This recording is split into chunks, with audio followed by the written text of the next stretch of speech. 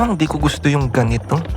Yan, paalis na tayo ng Pangasinan. Ito na talaga. Ano ba to? Wala talagang tao. Wala akong mapagtanungan. Kasi si Google sabi ng keep right.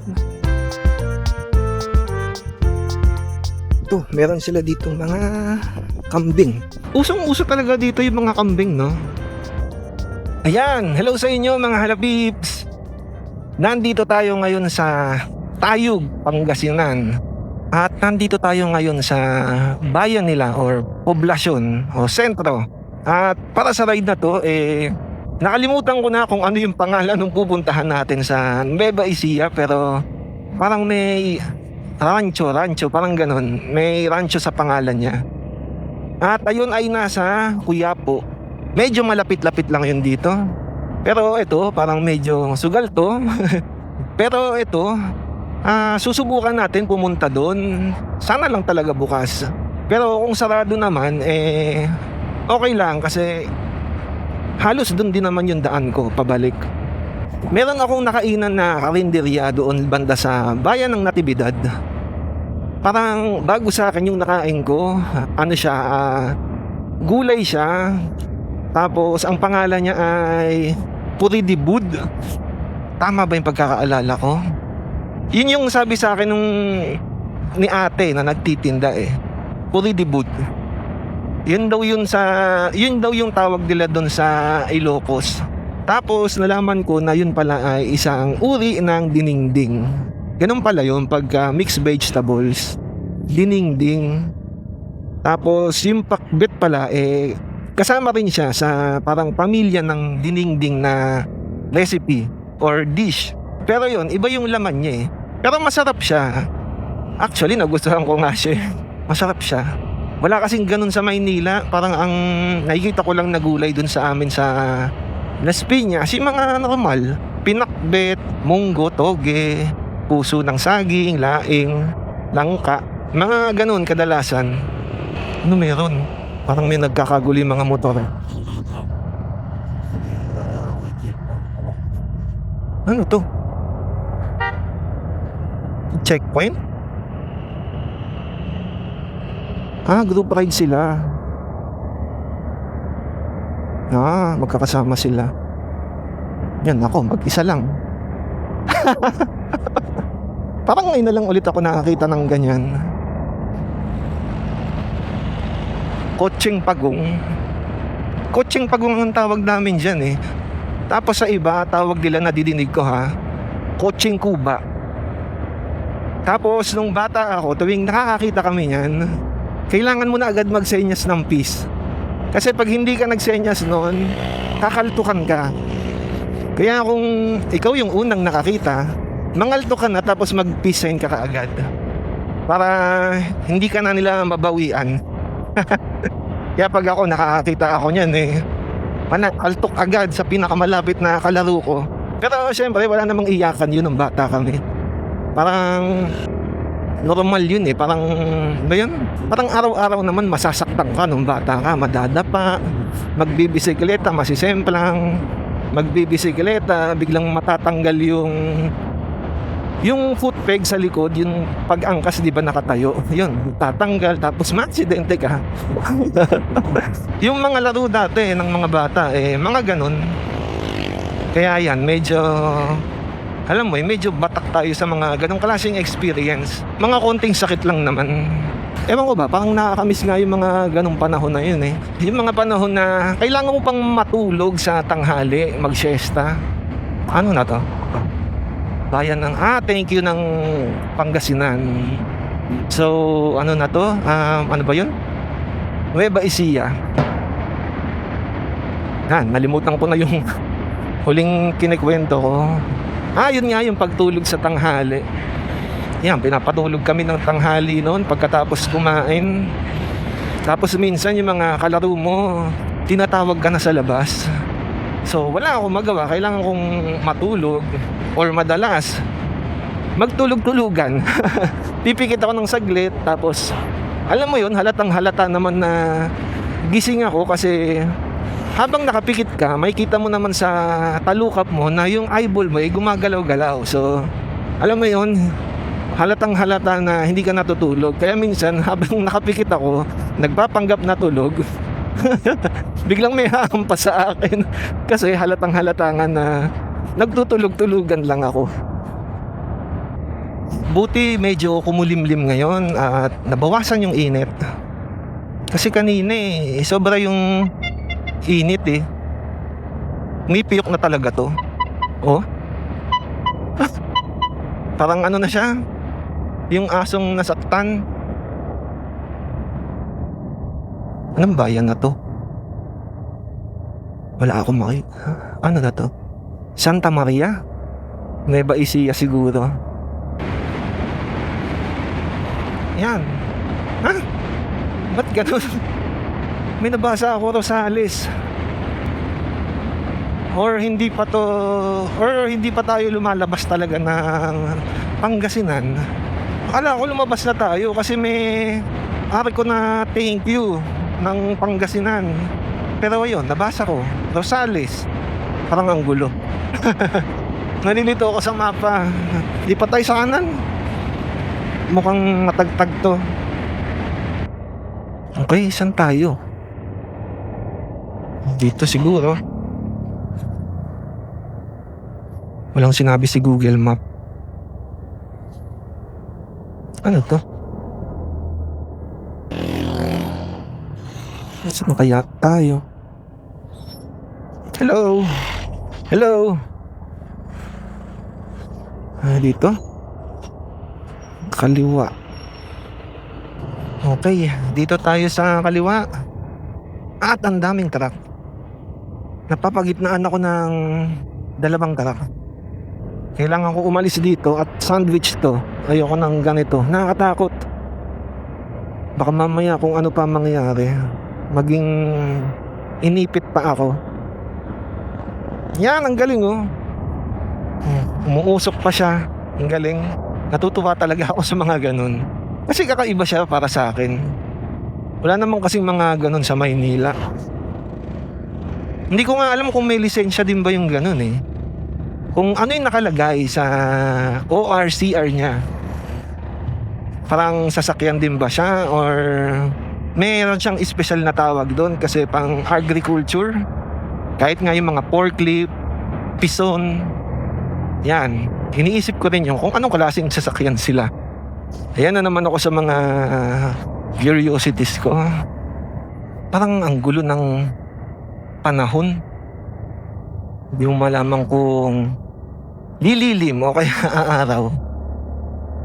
Pero syempre mas gusto ko yung ganito. Sa ngayon mas gusto ko tong ganito ngayon. Para hindi nga mainit. Ang sarap mag-music pag ganito. Ang music ko pa naman sa mga ganitong klaseng paligid, lagi yung mga chill lang.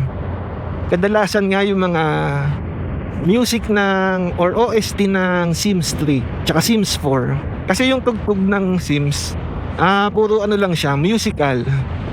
Tapos wala siyang lyrics. Ay hindi, meron siyang lyrics kaso lang yung lyrics niya parang pang ano din, yung mga dialect na ginagamit sa Sims. Tulad ng mga Chihuahua Chuchu, yung mga ganon, Suzu. Yun yung mga ginagamit nila dun sa Sims. Yung mga Sim, habang nagsasalita sila, mga ganon. Yung wala, yun yung mga sinasabi nila. Yung mga natatandaan ko Chihuahua Chuchu, Simlish yata yung tawag nila dun sa language na yun. Hindi ko siya pinag-aralan, pero ilan lang naman yung mga salita ng Sims. Medyo natandaan ko lang yung iba. Yan, paalis na tayo ng Pangasinan. Ito na talaga.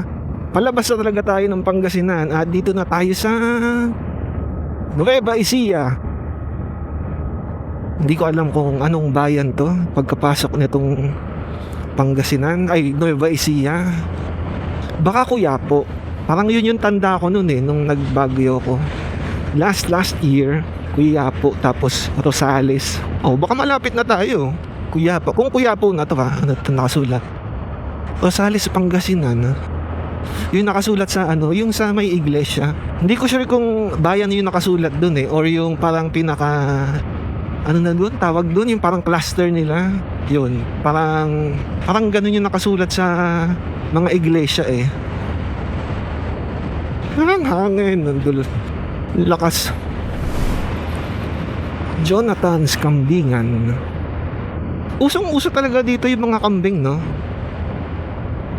Hindi ko alam kung dito, banda dito, binibenta yung mga kambing sa palengke. Yung mga karne ng kambing, kung binibenta ba sa palengke, katulad ng manok, baboy, tsaka baka. Kasi sa Maynila, yun lang ang mga tinitinda. Manok, baka, baboy.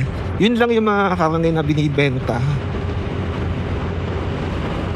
Ewan ko lang sa probinsya kung pati yung mga karne ng kambing, rabbit, yun, kung binibenta ba yun, tsaka palaka.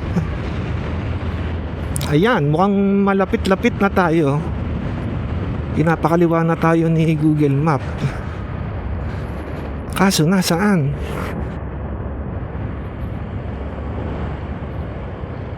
To?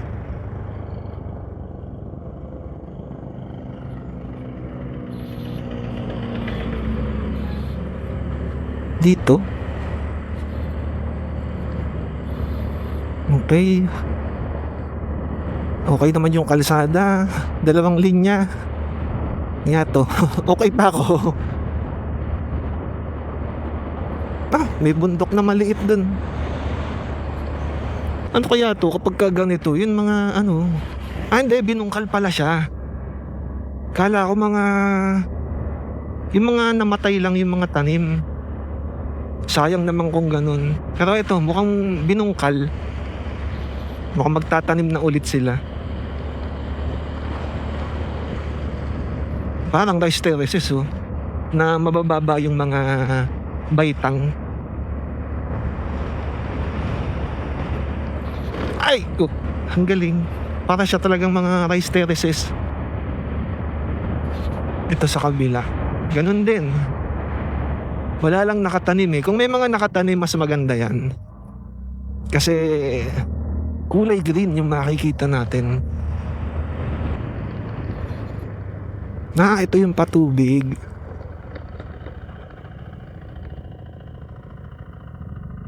Curious ako sa mga ganito. Para siyang waterfall doon, tas bababa. Tapos pinapump papunta sa mga fields. Yan, ganda ng view. Kahit medyo mababa, kita mo yung kapatagan. Galing. Tara na. Nako, proud na. In lang. Tama pa ba to? Wala na akong nakikita banda dito.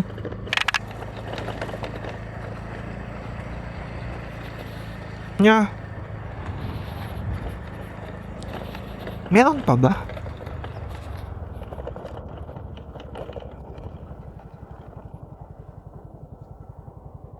Saan dito?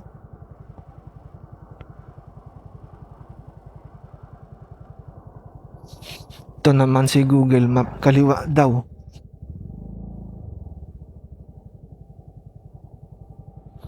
Dito ba? Parang di ko gusto yung ganito. Kasi wala akong makitang tao. Walang sasakyan o kaya motor. Ang hirap pag ganito eh. Hindi kasi pang ganito si Pacquiao. Sana tama to. Dito tayo sa kabila. Parang feeling ko papunta na to sa Kawalan. Ang hirap eh. Wala akong mapagtanungan. Oops. Ay naku po. Antik na. Madulas. Ano ba to? Wala talagang tao. Wala akong mapagtanungan. Tanong nga tayo dito. Naku mamaya mali pala to eh. Tao po. May tatanong ko lang po kung dito yung Rancho Cabilleo. Diyan. Dito lang po. Sige po. Thank you po. Okay, doon daw. At least na confirm ako. Baka mamaya diretso ako ng diretso dito sa sa kalsada na to. Nasa Pangasinan na pala ulit ako. Kasi si Google sabi ng Cape Wright. Ang gulo-gulo. Ayoko kasi ng ganito na walang nakikitang ibang tao. Feeling ko para akong nasa pelikula na Panday. Yung nasa parang tuyong lugar kayo. Tapos nag-iespadahan. Ang hirap pag ganito. Pero syempre, challenge. Pagkatapos naman ng mga ganito, okay na yan. Kumbaga, pagtatawanan na lang natin tong experience na to. Ang hirap, mas okay dito sa kanan.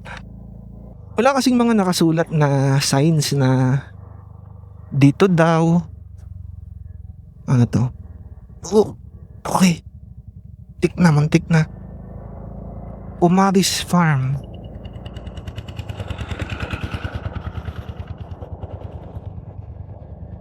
Ewan ko ba? Ba't ko ba napili itong destination na to? Pero kasi nung tinignan ko, maganda. Hindi ko naman alam na ganito yung dadaanan. Yan, mas okay dito. Medyo na makakabilis-bilis tayo. Kasi hindi na siya yung ganon-ganon. Sana naman malapit na. Okay, kaliwa. Ha? Dito sa...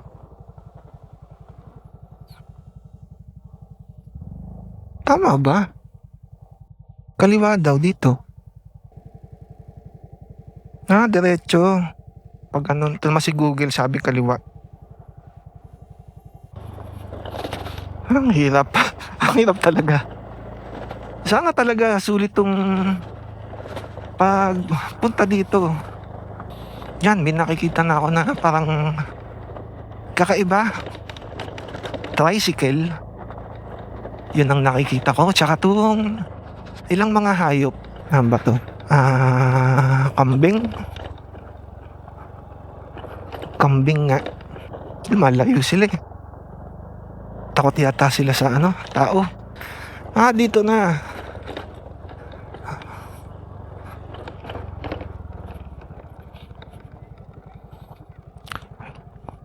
This way, please.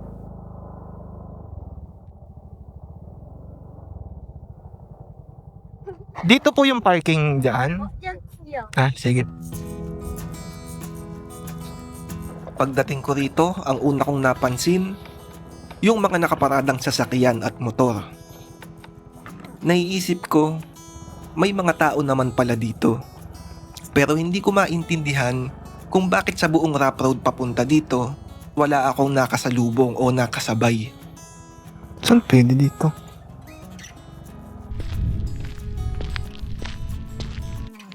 Pagpasok ko pa lang, saka ko lang na-appreciate ang paligid. Habang nasa rough road kasi kanina, halos nakatutok lang ako sa dinadaanan at iniisip kung tama pa ba ang direksyon ko. Ngayon ko lang talaga na-appreciate kung gaano kalawak ang paligid.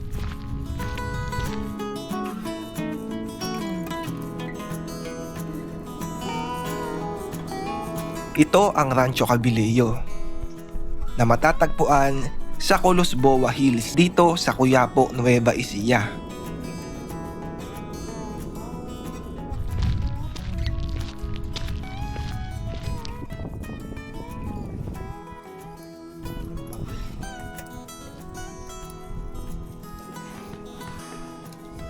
Sa tingin ko, para itong isang ecological park na binubuo ng maliliit na burol at malawak na damuhan.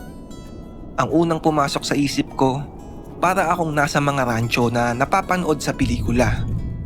May malalawak na damuhan na pwedeng pagpastulan ng mga kabayo, baka o tupa. Ito, meron sila ditong mga kambing. May ilan ding mga hayop sa paligid. Karamihan sa kanila, nasa bandang lawa. Kaya mas lalo nitong nadadagdagan yung pakiramdam na nasa isang rancho.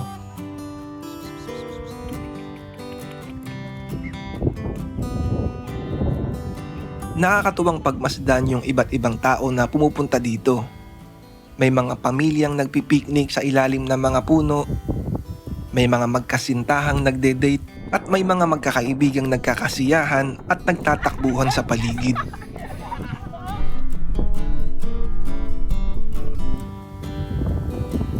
Tahimik lang ang lugar, pero mukhang sapat na yon para ma-enjoy nila ang oras nila dito at ang mga kasama nila.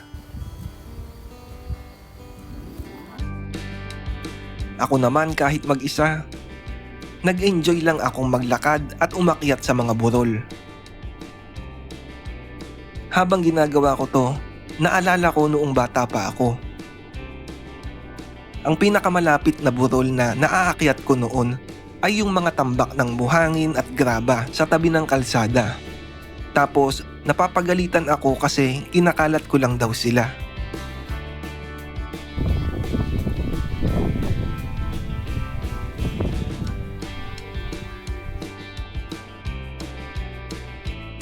Ang pinaka nagustuhan ko rito ay hindi lang yung mga burol o yung tanawin. Yung pakiramdam din na parang napalayo ka muna sa ingay ng syudad. Kahit saan ka tumingin, puro damuhan, mga puno at malalawak na espasyo ang makikita mo.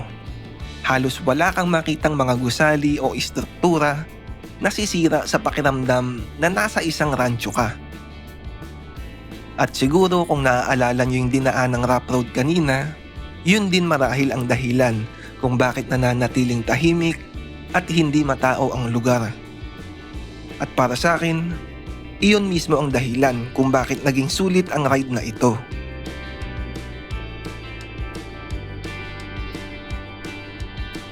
So yan mga halapips, maraming salamat sa pagnood ng video na to at sana ay nagustuhan ninyo. Pwede kayong mag-like at mag-subscribe sa channel na to. At maganda na rin kung mag-iiwan kayo ng comment dyan. Muli, maraming salamat mga halapips at hanggang sa susunod na ride. Bye-bye!